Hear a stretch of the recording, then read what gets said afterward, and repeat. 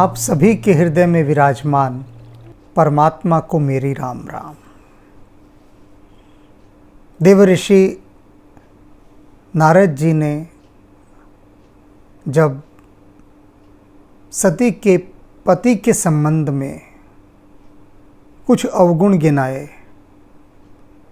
और उन अवगुणों को सुनकर उमा के माता पिता, पार्वती की माता पिता हिमवान और मैना बहुत भयभीत हो गए, दुखी हो गए। और उसके बाद उन्होंने प्रार्थना की देवर्षि से कि वे कोई उपाय तो बताएं, इसका कोई तो रास्ता होगा जिससे पार्वती का यह दोष निवारण हो सके, इस दोष से मुक्ति मिल सके, कोई तो मार्ग होगा।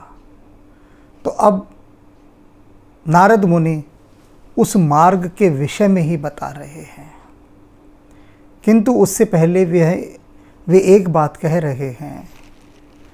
कह मुनीस हिमवंत सुन, जो विधि लिखा लिलार, देव दनुज नर नाग मुन, कौ न मेट निहार।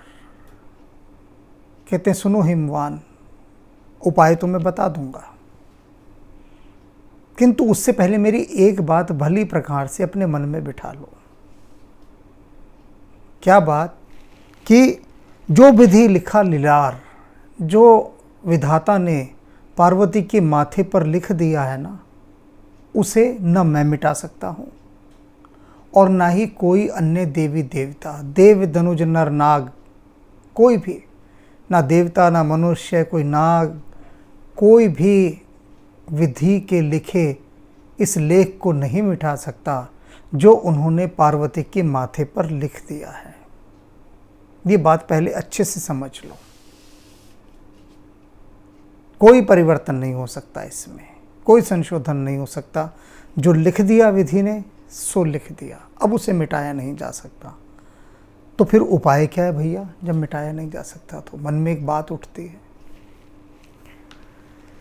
तदपि एक मैं कहूँ उपाय, लेकिन उसके बाद भी मैं एक उपाय कह सकता हूँ जो मुझे समझ में आ रहा है। नारद मुनि कहते हैं, होई करे सो जेव सहाय। और ये उपाय तभी सिद्ध हो सकता है, कब? जब देव सहाय, जब देवता सहायता करेंगे। ये बात यहाँ समझने वाली है कि नारद जी कह रहे हैं एक उपाय है, आप कीजिए, यानी पुरुषार्थ कीजिए, लेकिन वो सिद्ध कब होगा? अगर देवता सहाय होंगे तो। यथा ह्वेकेन चक्रेण रथस्य गति भवेत, तथा पौरुषकारिण बिना देवम न सिद्ध्यन्ति। जिस प्रकार से रथ में एक पहिए से गति संभव नहीं होती, संभव ही नहीं है, रथ में एक पहिया हो तो गति संभव ही नहीं, उसके लिए दो पहिए आवश्यक होते हैं। यथा ह्वेकेन चक्रेण रथस्य गति भवेत्।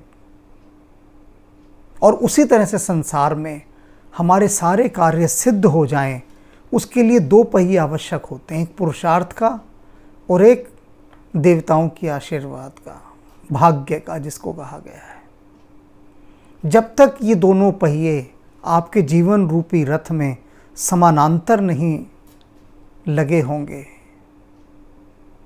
तब तक गति संभव नहीं है। आप कितना भी खींचिए, वो घिसटता रहेगा आपका रथ। लेकिन जिसको कहते हैं बड़े आनंदमय स्थिति के साथ वो गतिशील नहीं होगा, दौड़ेगा नहीं। वो कब दौड़ता है? जब भाग्य और पुरुषार्थ, ये दोनों पहिए समानांतर रूप से गतिशील होते हैं। और भाग्य क्या है? देवताओं की प्रसन्नता, देवताओं को प्रसन्न रखना, उनको प्रसन्न करने के लिए उनका आह्वान करना। तब मैंने देखा एक मिठाई की दुकान पर बहुत भीड़ थी, लंबी लाइन, लोग हाथों में नोट लिए खड़े हैं। ऐसी भीड़ तो भंडारे पर भी देखने में नहीं आई। उस मिठाई की दुकान पर इतनी भीड़, कतार में लोग खड़े हैं कि मिठाई लेने के लिए। नोट जैसे फेंक रहे हो उस मिठाई वाले के पास हलवाई पे कि तू हमारे पैसे पकड़, मिठाई तो आती रहेगी फिर। और ये तो मनुष्यों की लाइन थी, और मक्खियाँ तो बिना लाइन के घुसी जा रही थी। हर मिठाई के ऊपर बैठ के रसपान कर रही थी मक्खियाँ। बिल्कुल उसी के साथ में दूसरे हलवाई की दुकान, बिल्कुल साफ सुथरी, एक मनुष्य नहीं उसकी दुकान पर। मनुष्य तो छोड़ो, मक्खी भी उसकी दुकान में नहीं किसी मिठाई के ऊपर बैठी। मक्खियों तक ने परहेज कर लिया कि उसकी दुकान में नहीं जाना। बाजू बाजू में दोनों की दुकान साथ साथ। क्यों भाई? पुरुषार्थ तो वो भी कर रहा है, उसकी दुकान बहुत साफ सुथरी, और जिसकी दुकान पर होश नहीं ग्राहकों का, उसकी दुकान बेहद गंदी मंदी, जहाँ गंद पड़ा है सो पड़ा है सब कुछ, और लोग पगलाए हुए बौराए हुए खरीद रहे हैं, खरीद रहे हैं, खरीद रहे हैं। दूसरे के पास मारने के लिए मक्खियाँ भी नहीं। क्यों? क्या कारण है? वही कारण, देवता सहाय नहीं है, देवता सहायक नहीं है। जब तक भाग्य अनुकूल ना हो तब तक पुरुषार्थ भी किसी काम का नहीं रहता। किंतु इसका यह अर्थ नहीं कि हम पुरुषार्थ करना छोड़ दें। पुरुषार्थ तो करना है। भाग्य क्या है? कृष्ण इच्छा। कृष्ण कहते हैं ना, मेरी इच्छा होगी तो मैं फल दे दूंगा, तुम अपना काम करो, फल को लेकर तुम अपना लगाव मत रखो। वो काम मेरा है, मेरा क्षेत्र है, मेरा विभाग है। तुम्हारा विभाग कर्म करना है, सिर्फ कर्म करो। तो अब यही बात यहाँ देवर्षि नारद समझा रहे हैं हिमवान और मैना को कि देखो, जो पार्वती के माथे पर लिख दिया ना विधाता ने, उसे मैं भी नहीं मिटा सकता, लेकिन एक उपाय है। और वह उपाय कब सहायक हो सकता है? जब देवता सहायक हो। मैं इन दिनों एक धारावाहिक देख रहा हूँ, टर्की का है, अर्तुगरुल गाजी। तो उसमें जो वैद्य है, चिकित्सक, वो हर बार एक ही बात कहता है कि दवा तो मैं दे रहा हूँ, पर शिफा देना उसके हाथ में है। हर बार कि इस दवाई से आराम मिले, ये मेरे हाथ में नहीं, मैंने सिर्फ दवा दे दी है, बाकी सब काम उसका है, उसके देखने का काम है कि वो इस औषधि को अनुकूल करता है या प्रतिकूल करता है, वह मेरे द्वारा की गई चिकित्सा को स्वीकार करता है या इनकार करता है, ये देखना उसका काम है। तो हर बार बार बार उनका जो चिकित्सक है वह यही बात कह रहा है, और लगभग सभी चिकित्सक यही बात कहते हैं। तो क्या है? देवता सहायक हों। जस बरु में बरनेउ तुम पाही, मिलही उमही तस संशय नाही। मैंने जिस वर का वर्णन किया है ना, कि पार्वती को ऐसा वर मिलेगा जिसमें अवगुण ही अवगुण होंगे, कोई संशय नहीं इस बात में कि मेरी बात मिथ्या सिद्ध होगी, बिल्कुल नहीं, सत्य सिद्ध होगी, इसमें कोई संशय नहीं है। मिलही उमही तस संशय नाही। उमा को वही पति मिलेगा जो मैंने बताया है, इसमें कोई संशय नहीं है। मैं उपाय भी बता रहा हूँ, लेकिन उपाय बताने से जो वर के लक्षण मैंने बताए हैं वे नहीं बदलेंगे। बार बार चेतावनी दे रहे हैं, बार बार, किसी प्रकार के कोई धोखे में नहीं रख रहे। नारद जी ये नहीं कह रहे कि ठीक है मैं एक ऐसा उपाय बताता हूँ बच्चा कि ऐसा सुंदर वर मिलेगा कि कामदेव भी लजा लजा के भागेगा, रूपवान महान राजा। ऐसी कोई लाग लपेट वे नहीं कह रहे, स्पष्ट कह रहे हैं कि जो मैंने देखा, जो महसूस किया, वैसा ही पति मिलने वाला है।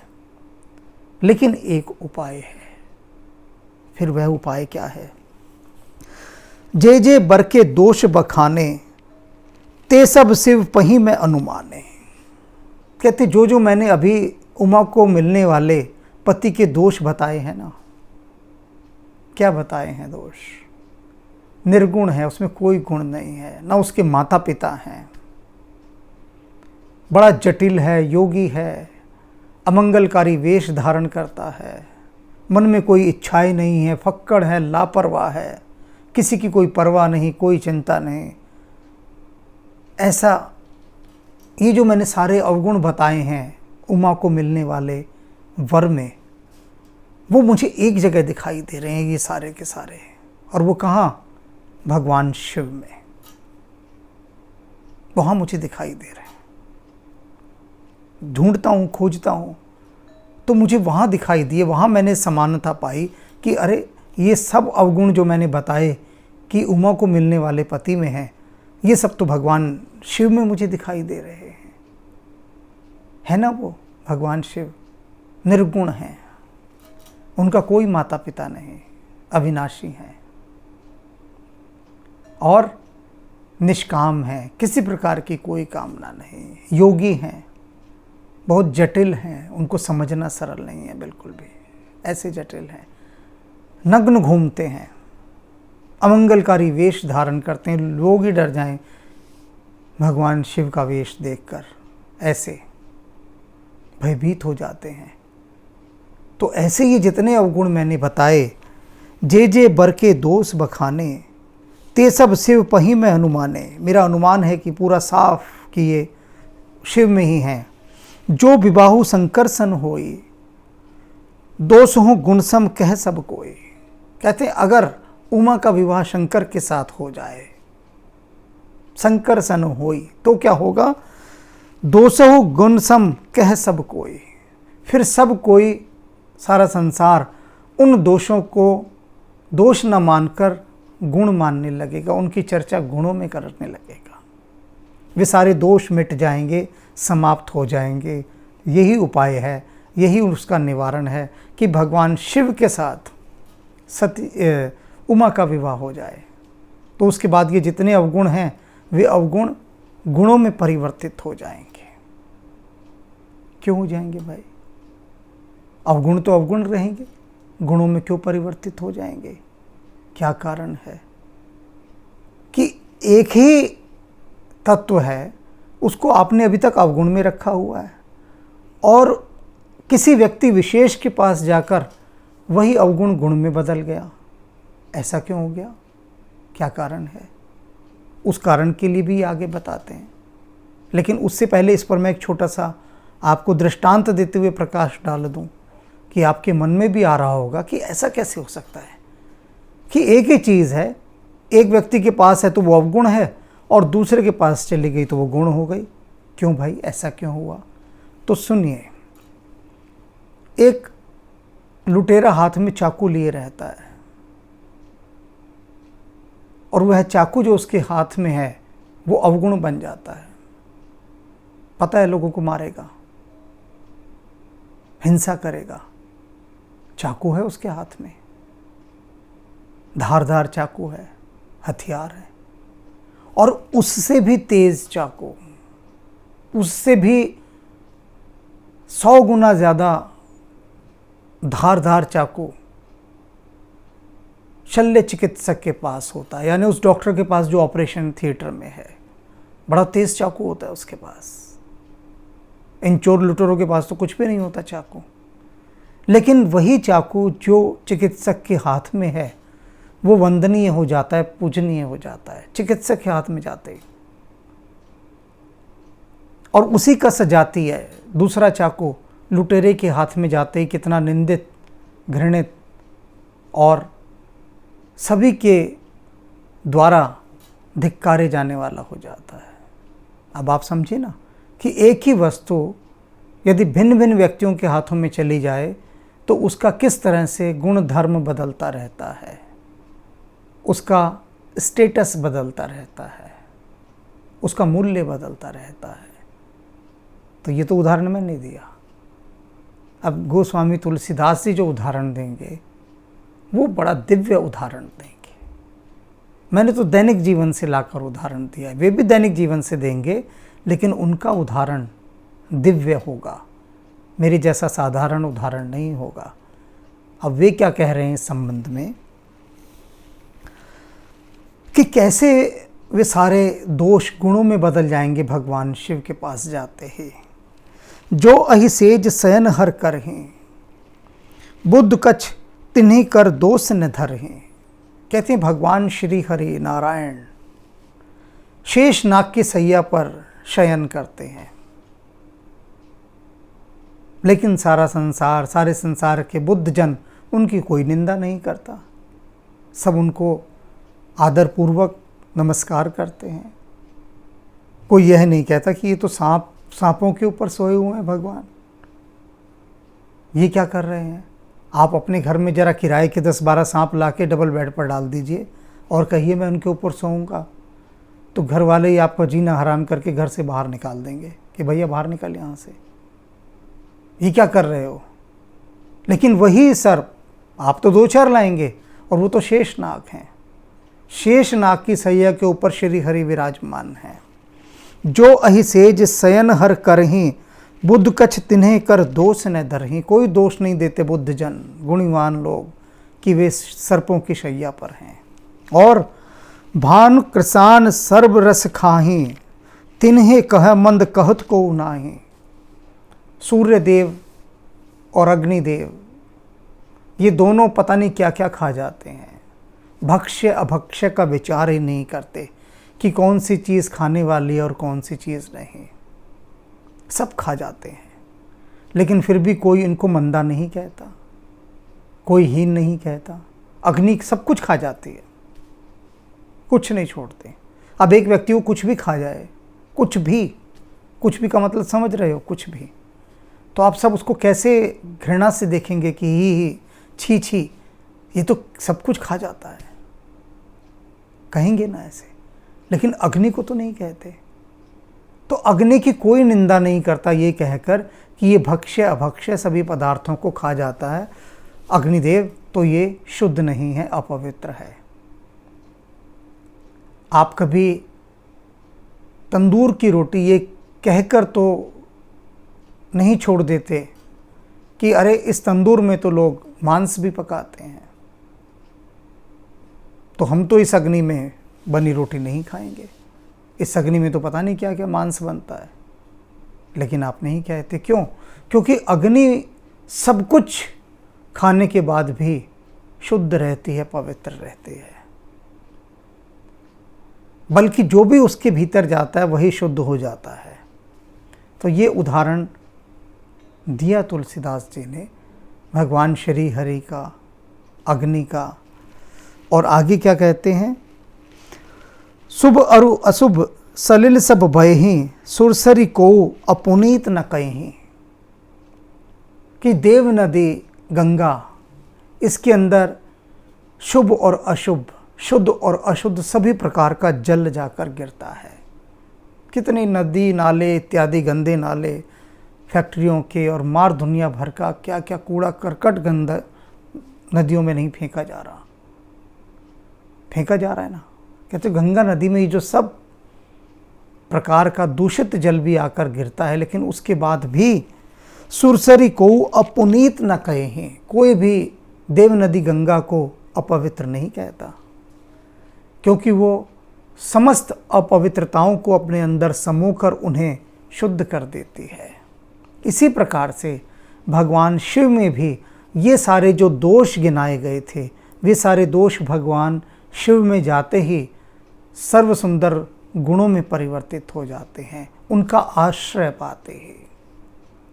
अब बात का मूल समझे कि कोई भी तत्व, कोई भी पदार्थ किसका आश्रय पा रहा है, किसकी शरण में चला गया है, किसने उसे धारण कर लिया है।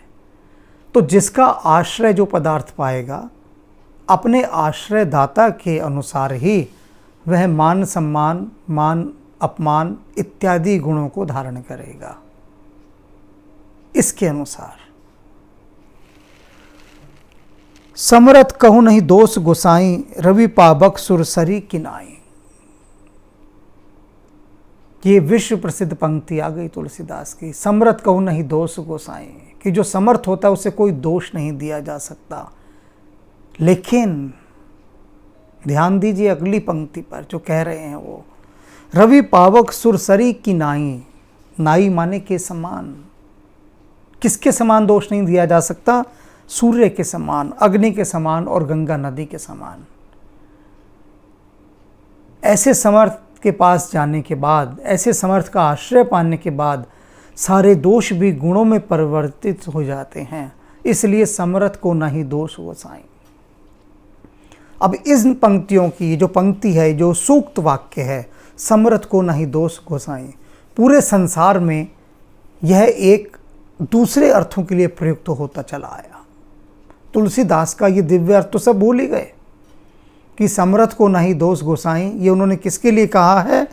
रवि पावक सुरसरी किनाई, देवताओं की नदी सुरसर और अग्नि और भगवान सूर्य, इनके लिए कहा। लेकिन संसार ने किसके लिए लगा दिया? जो भ्रष्ट लोग शक्तिशाली हैं उनके लिए। अब एक बहुत बड़ा उच्चाधिकारी है, बहुत ऊंची पोस्ट पर बैठा आदमी, प्रभावशाली अधिकार है, उसके पास ताकत है, और वो प्रथम श्रेणी का बेईमान है, चोर है, अपने पद और अधिकारों का दुरुपयोग करके संस्था का पैसा खाता है, देश का नुकसान करता है, और लोग उसकी शिकायतें कर कर के थक जाते हैं। कोई सुनता नहीं उसकी शिकायत। लोग कहते हैं कि देखो ये किस तरह से अपने पद और अधिकारों का दुरुपयोग कर रहा है। खूब शिकायतें करते हैं, लेकिन उनकी सारी शिकायतें कहाँ चली जाती हैं कुछ नहीं पता लगता, और उसका कुछ नहीं बिगड़ता। तो तब लोगों ने क्या कहना शुरू कर दिया? समर्थ को नहीं दोष गोसाई, कि भैया ये तो शक्तिशाली है, पावरफुल आदमी है, बैक है इसकी बड़ी तगड़ी, इसका कुछ नहीं बिगड़ सकता, इसको कोई दोष नहीं दिया जा सकता, ये कितने पाप करे, कितने गुनाह करे, इसे कुछ नहीं लगेंगे, क्योंकि पावरफुल आदमी है, अच्छी बैक है इसकी।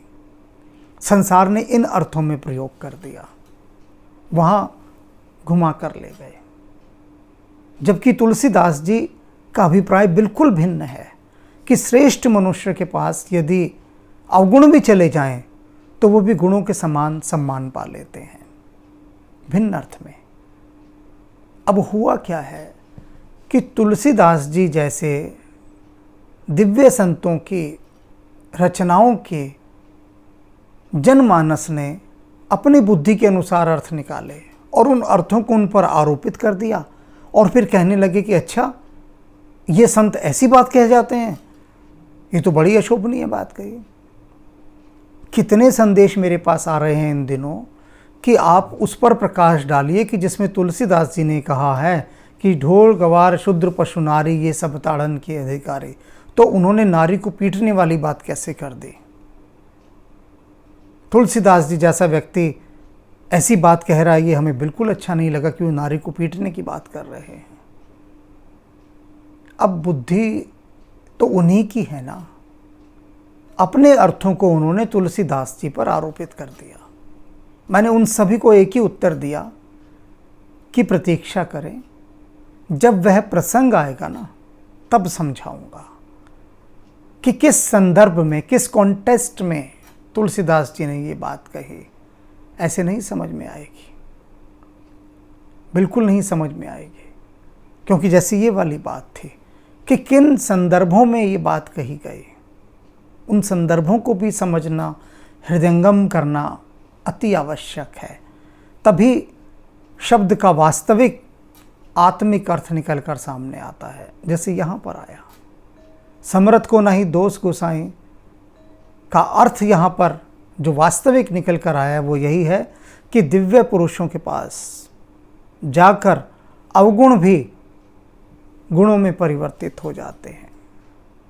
आप देखिए, भगवान कृष्ण को नीचा दिखाने के लिए उनके लिए जो जो अवगुण के समान अशोभनीय शब्दों का उपयोग उस समय के लोगों ने किया, वो सब भगवान कृष्ण ने अपने आभूषण की तरह उनको धारण कर लिया।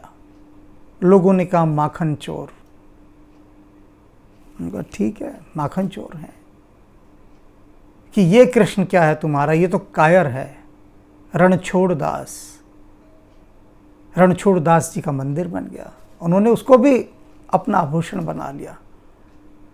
लोगों ने कहा ये है क्या, उस समय के जो राजा महाराजा थे, उन्होंने कहा इसकी हैसियत क्या है इस कृष्ण की, है बांसुरी बजाता रहता है, ये मुरलीधर है और है क्या। तो मुरलीधर कोई सम्मानजनक शब्द थोड़ी ना था। और आज देखिए, मुरलीधर कहती कैसे हृदय के अंदर मुरली बजने लगती है। लोगों ने नीचा दिखाने के लिए मुरलीधर कहा था। ग्वाला है, ये तो गोपाल है, ये इत्यादि इत्यादि कितने ऐसे शब्द थे। लेकिन भगवान कृष्ण के पास जाकर ही वे शब्द जो उनके अपमान सूचक में प्रयोग किए गए थे, वो उनका अलंकार बन गए, आभूषण बन गए। तो ऐसा होता है कि दिव्य पुरुष का आश्रय पाकर सभी निकृष्ट कोटि के तत्व उत्कृष्ट हो जाते हैं। तो इसलिए कहा गया है कि सदा दिव्य का आश्रय ग्रहण कीजिए, सदा उसका ही संग करें जो उच्चता की ओर हो। भगवान बुद्ध तो बिल्कुल स्पष्ट कहते हैं ना, बुद्धम शरणम गच्छामि, जागे हुए की शरण में जाओ। संघम शरणम गच्छामि, ऐसे लोगों का संग करो जो उसकी राह में हैं। और उसके बाद तुम्हारा वो चरण आएगा कि धम्मम शरणम गच्छामि, फिर तुम धर्म की शरण में जाओगे। इतना आसान नहीं है धर्म की शरण में जाना, इतना आसान नहीं है दिव्यता का आश्रय प्राप्त करना। और आगे देखिएगा, इतना आसान भी नहीं है शिव को पा लेना। देखते हैं कि पार्वती शिव को पाने के लिए क्या करती हैं, क्या साधना करती हैं। तो हृदय में इस भाव को धरें कि सदा दिव्य का ही आश्रय लेना है।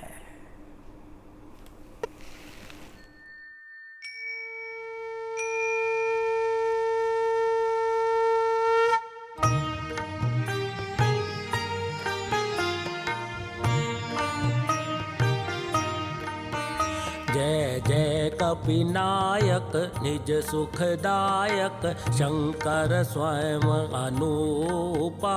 जय भक्ति विकासक दुर्गुण नाशक, सच्चिदानंद स्वरूपा। जय पवन कुमारा परम उदारा, केसरी कुंवर स्वरूपा। जय अंजनी नंदन सुर मुनि रंजन, दुख भंजन सुख रूपा। दुख भंजन सुख रूपा।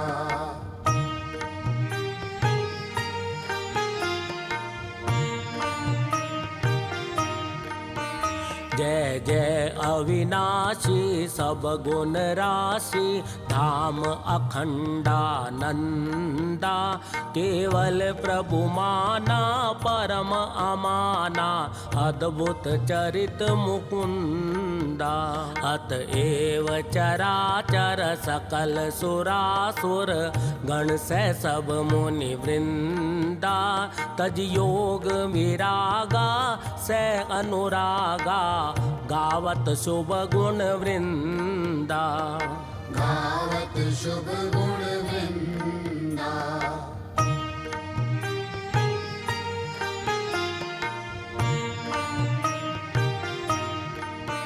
जय उदधि उल्लंघक सिय दुख भंजक, अक्षय शय हनुमंता। जय लंक विदाहक खल संहारक, राम वियोग निहंता। संजीवनी लाए लखन जियाए, रघुकुल प्राण बचाए। अहि पास कटा अहि रावण हत, रघुवर दो मुक्त कराए। रघुवर दो मुक्त कराए।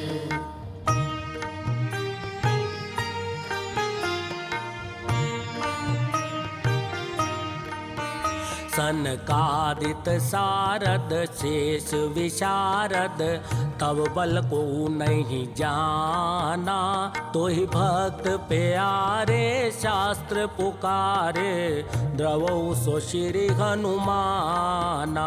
त्रेता द्वापर कलि सतभूषासक सब सुख राशि अनंता। महाकाल स्वरूपा अखत अनूपा गोजन पालक संता। भोजन पालक संता।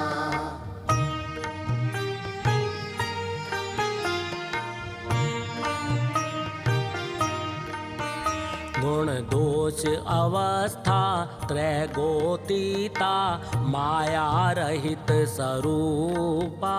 बालैक ब्रह्मचारी असुरारी स्वरण शैल समरूपा। त्रिपुरारि खरारी शिव अवतारी सर्वसिद्धि निधि पुंजा।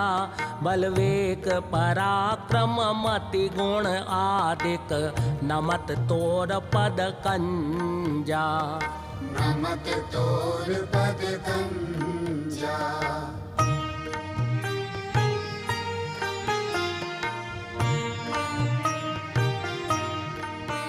जय पूरन कामा परम ललामा गावई सब श्रुति संता।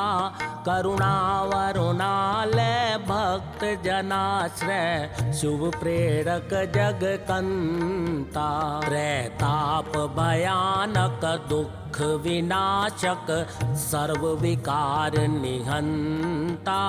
मम गुरु पितु माता भवनिधि त्राता द्रवहु वरद हनुमंता। द्रवहु वरद हनुमंता।